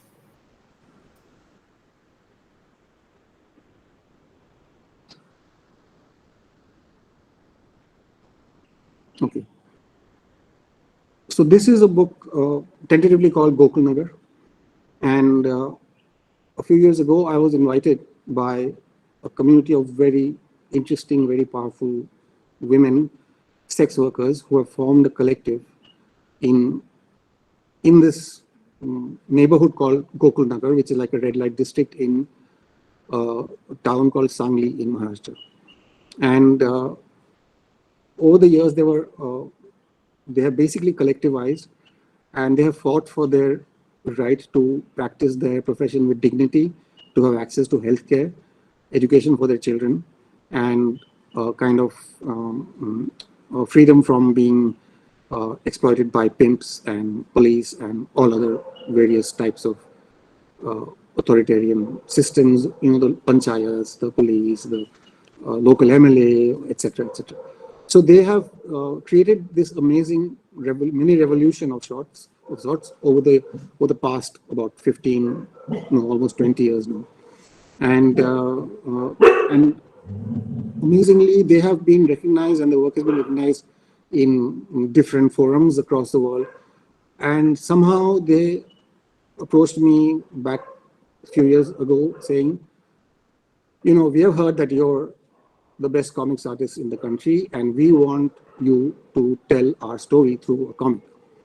I mean, that was like, I couldn't ever imagine that somebody would approach me, somebody like a community or a group of sex workers would approach me and want me to tell their story. And I accepted right away. I was like, wow, that would be fantastic. And so I've been working on this project now, creating the story in collaboration with this group, and they are. Their story is really inspiring and amazing. How the collective has, how they slowly fought for every right and every and how they assert themselves today in as women who and Gokul Nagar as women who have the right to live with dignity, to bring up families, to practice their profession, and on from it. And it's a very, very inspiring story, and I'm proud to be the storyteller who's collaborating with them to tell the story. So this is the cover page tentatively that I've drawn, and I'll go on. I'll tell more about it as we proceed.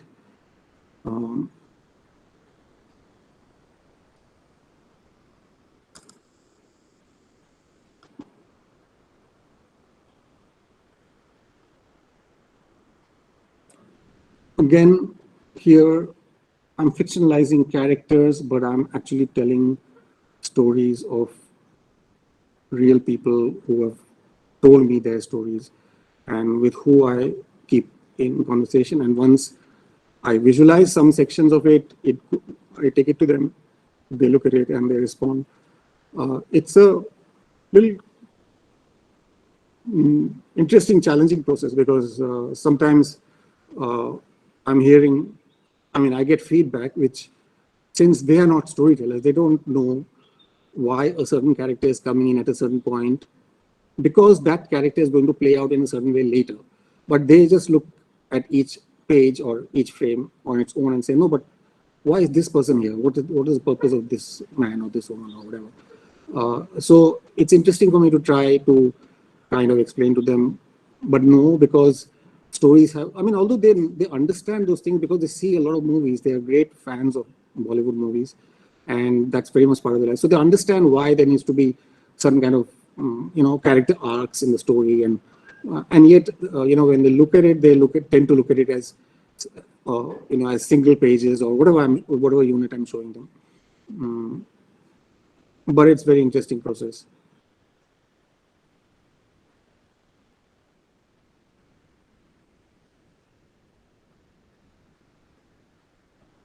Again, as you can see, I'm really working with the neighborhood. I'm making the neighborhood a character in my story, and the body language of people, how people use the space, what the actual buildings are like, how it's a mix of very modern, kind of sort of aspirational kind of buildings to old little tile roof places that were already there from before. So it's sort of, I'm interested in the way that this place, Gokulnagar, is like a small empire, or not empire, a small republic of its own. It has its own rules, and it's a place run by women, for women. And the men only come as clients and guests and go. And the whole atmosphere here is quite different from even the surrounding. There are slums in other parts around Gokulnagar. Gokulnagar is a very different sort of a space. It's quite vibrant. Every evening, women are dressed up and soliciting customers. So there's a general air of celebration and party every evening. And at the same time, there is a kind of the underlying somberness to the whole situation also, because the children are, many women have children, but the children are then either sent to other homes, or so in the evenings and nights, usually the children are not there. They come in around the day. In the day, they are sent to school, they go to school.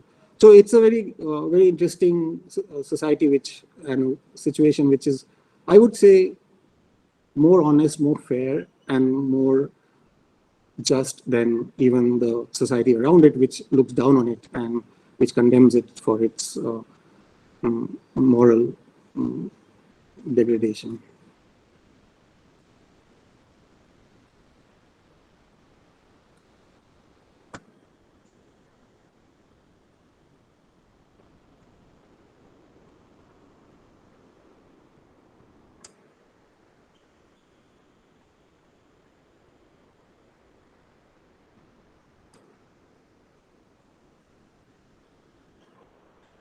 Right. So anyway, I was just taking you through. Did you see this colored bit about the festival and all of that? Yes, yes. Okay. So yes, so as I was saying, so this is the Yelama festival, that parade or that happens through the city of Sangli once a year, and they take the parade through the streets. And this in the past was never a case. This is a really strong sign of the way the group has been able to empower the entire community, and today they are able to walk and march through the main streets of the city, which earlier they were not allowed to, for this whole idea that they were polluting presence in the city, and that they were looked down upon, and they had to take their procession through the back streets and some designated areas. But they have reclaimed the public space of Sangli and made their presence, made it theirs, and they are not afraid to step out and take their procession through the main streets of Sangli. So this is just kind of a very important symbolic also victory, one of the many that they have achieved over the years. Today they have a regular health clinic that comes and takes, they can, all the women have access to healthcare, they have access to legal advice, they have a number of legal advisors who are available to them, and so many things. They have fought against violence, they fought to create a safe space for themselves and their families. In a way, as I said, they have redefined many of the notions of social fabric that the upper caste community looks at them from the perspective that they impose. They have challenged those and successfully kind of asserted their way of life. Because in Gokulnagar, it's not always, of course, it's not always a bed of roses. I mean, people live difficult and hard lives. At the same time, they have an amazing sense of solidarity, sisterhood, and a kind of sense of community which far outstrips, I would say, the sort of community that the upper caste society of Sangli, who look down upon or attempt to look down upon the women. So it is very inspiring story, and in a way, it's also something that teaches morality to the ones who claim to be the custodians of morality. So all of these are aspects that I'm trying to bring through in the story. And as I said, it's done in collaboration. And it's very interesting for me to learn about their lives and their struggles and their narratives and the way they want to tell their own narratives.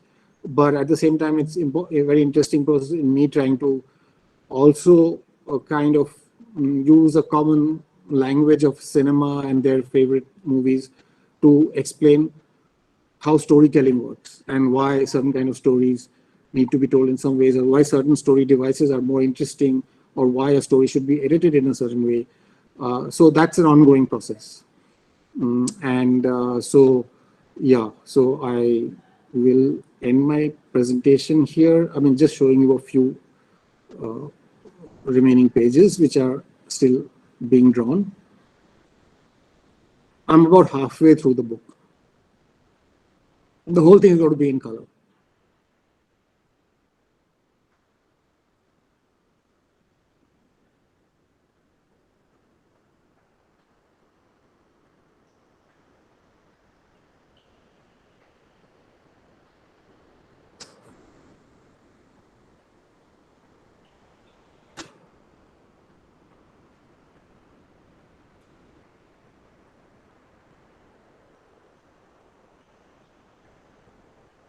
Okay, so this is where I am right now with the book. Now I've shown you more or less all the pages in whatever form they are, some semi-drawn, some colored, but it's all to be finalized yet. I mean, these are, as I said, works in progress. So I'm really happy to have shared these works with you.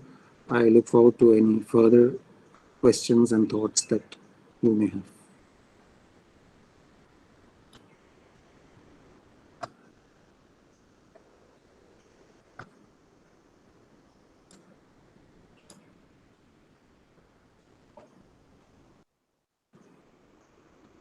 Yes, Pritesh.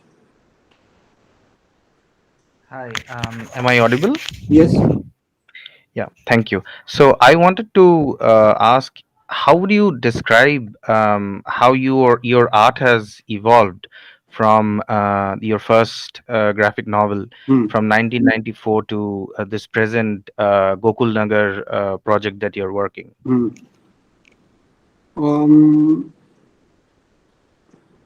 I would say that for me, the journey has been one of sort of refining my storytelling skills in terms of being able to tell many different kinds of stories. With River of Stories, let's say, I wasn't really conscious, but I had some ideas about what kind of story I want to tell. But a lot of, I would say, relatively came, I mean, in a sense, a lot of decisions were not necessarily that conscious at that point.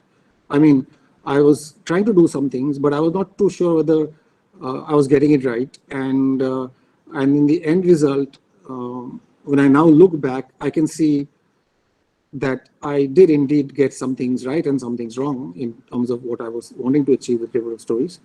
And today I feel much more deliberate. I've thought through a lot. I mean, in terms of, I'm working with a kind of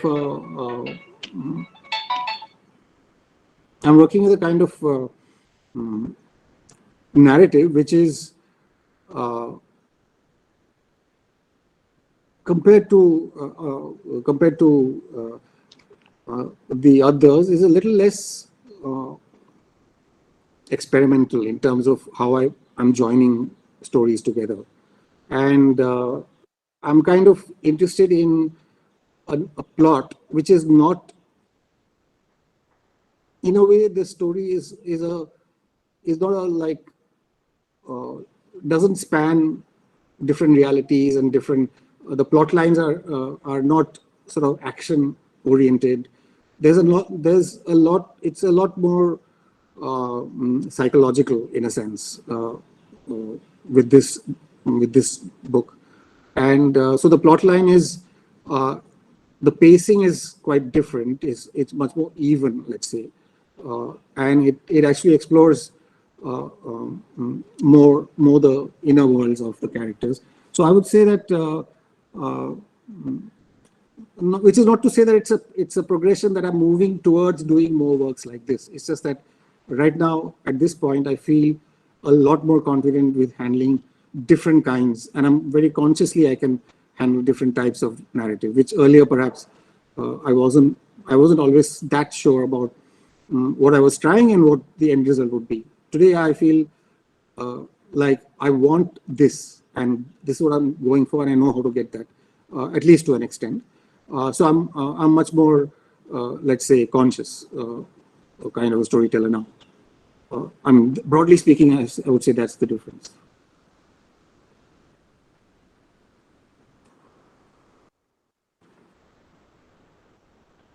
Malini.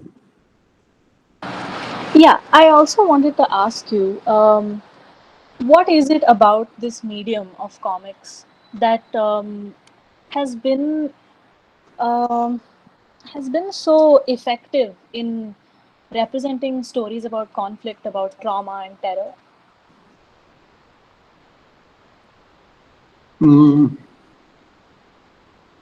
I think that essentially there is a kind of a, interestingly, in today's world where we associate truth telling with more with mediums like, or rather we used to, with mediums like video and photography, visually, we assume that the camera is capturing the truth or the reality of certain kind of situation. Today with, the successive kind of onslaught from digital manipulations to Photoshop to manipulation of video and audio, and now with the coming of AI, we have completely know now that seeing images which are fed to us from the media is not necessarily an exercise in truth telling. We do no longer believe the images that cameras show us or manipulated, or we expect that many of these images are manipulated. Drawing, on the other hand, has a kind of a truth telling to it, because a person is going out there, spending time, observing, interacting, as I mentioned about the process when I was talking about river stories. The person is putting a lot of themselves. It's not like somebody who parachutes in, takes some video footage of war and comes away. Somebody who has to draw a comic, or at least somebody who does it in a particular way like I do, spends a lot of time in that space. And by investing their time, their own selves and their own bodies and minds into that space, it may be a subjective truth, but it is a truth of a kind which maybe a camera cannot give us. And so in a way, I think, paradoxically or strangely, in today's world of manipulated images, I think drawing is reclaiming its kind of its association with truth of a certain kind. Not an objective truth, but a subjective truth, but a truth nevertheless. And so I think, in a sense, the medium of comics, because it combines images, drawing, and storytelling, it is a powerful way to respond to the trauma of our times, and more people are turning to it to do that. Which doesn't mean to say that comics only do that. I mean, comics do tell all kinds of stories, not necessarily only those of conflict, but it is a powerful tool to tell stories of conflict. Right. Okay. Thank you so much.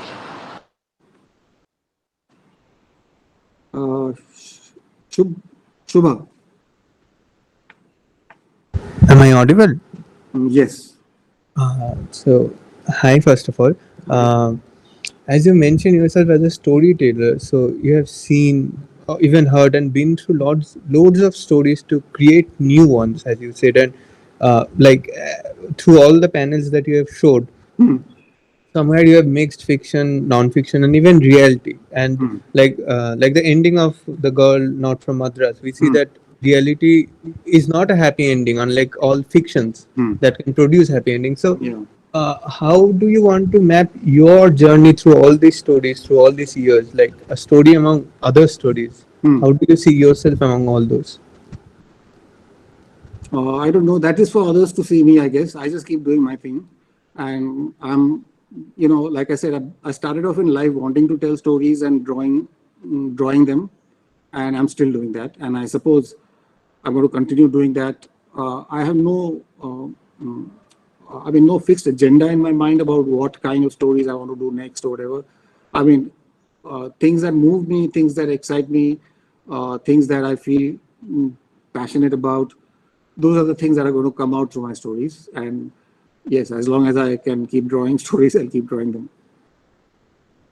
Thank you.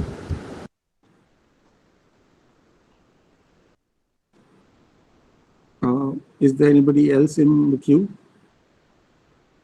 Hi, Mr. Sen. This is Meenakshi. I had a question for you as well. Yeah. Hi. My question is about, since the talk is about documenting vulnerability, if we look at all of the different kinds of comics that you've drawn that have shown vulnerability, would you say that the language of vulnerability that you have sought to document is testimonial? Because I'm not just Gokul Nagar or Girl from Madras, but also comics that you've drawn, the hunger and nutrition comics that you did along with Vidyun Sabane, the stuff that you do for Comic Sense. So those are not as emotionally attached to the subjects as they are about information that you are putting out to the public.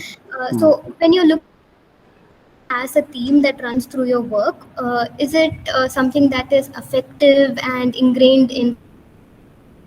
Is there another way that you're looking at vulnerability itself?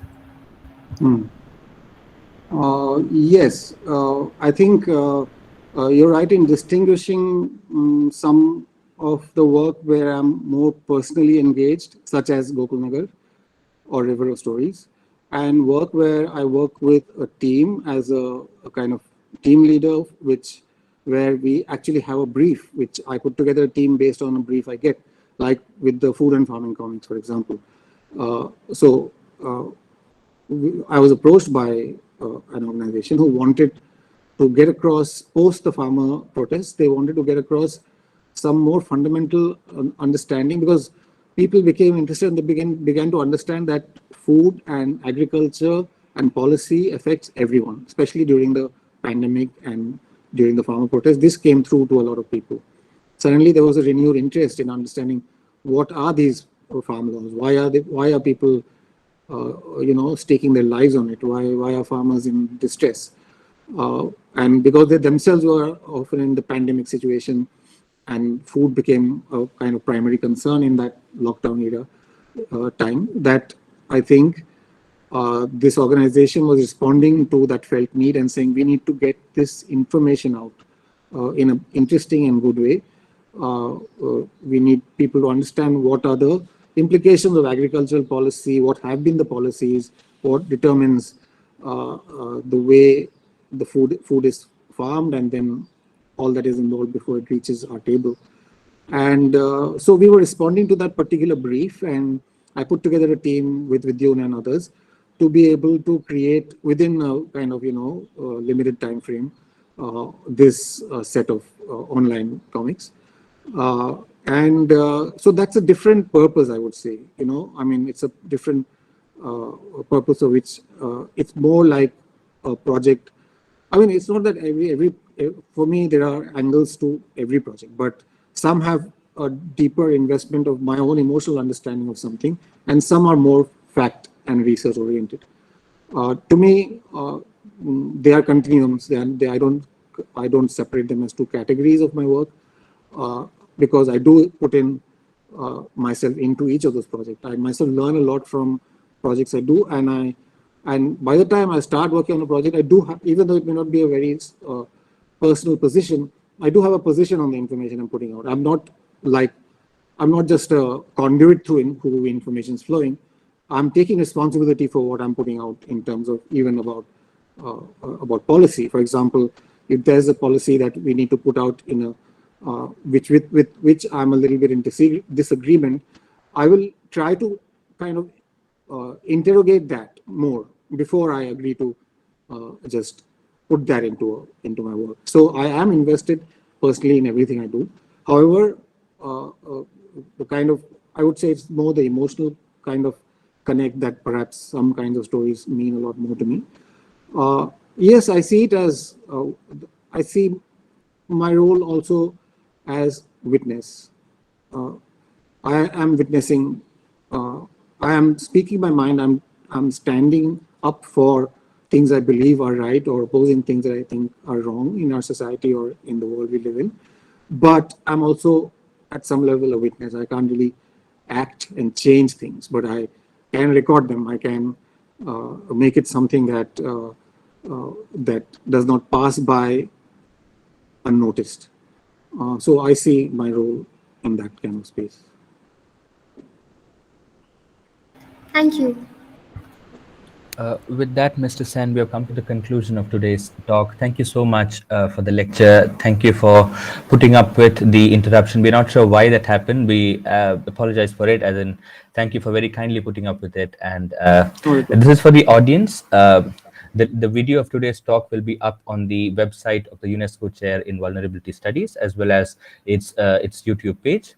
And now for a formal vote of thanks, may I invite Dr. Meenakshi Srihari, the project assistant for the UNESCO Chair. Thanks, Atul. Thank you, Mr. Orijit Sen, for a wonderful start to the Drawing Vulnerability. Thank you for taking us through work that has documented vulnerability using different modes. We were particularly struck by your choice of texts and how you managed to weave encoding and decoding the visual, and your nuanced approach towards bringing vulnerabilities into a fictionalized form. Thank you once again for also to all our questions and logging back in. The second talk of the series on Wednesday on the 5th at 5, joined by Kate Evans, the British cartoonist, and she will be taking us through her work on hope to have you all over there. To repeat what Atul said, the videos will be available and IWE Online's website, and we will be putting out the poster and the Google Meet link soon. Thank you all for joining. Thank you again to the speakers, Professor who will also be speaking as part of the series in the forthcoming month. Thank you again. Good session. Yeah, thank you, everybody. Thank you for being a great audience and asking so many interesting questions, which I had to really think about before answering. And it's really nice to have such an engaged and interested audience who also know the medium. I don't often get to talk to people who have been thinking about the medium already. I'm often talking to people who are curious and interested, but not always aware. So it was really refreshing for me and very, very nice experience. Thank you. Thank you, Pramod, and everyone in the team, Meenakshi and others. So I look forward to the other sessions after this. Thank you. Thank you. Bye.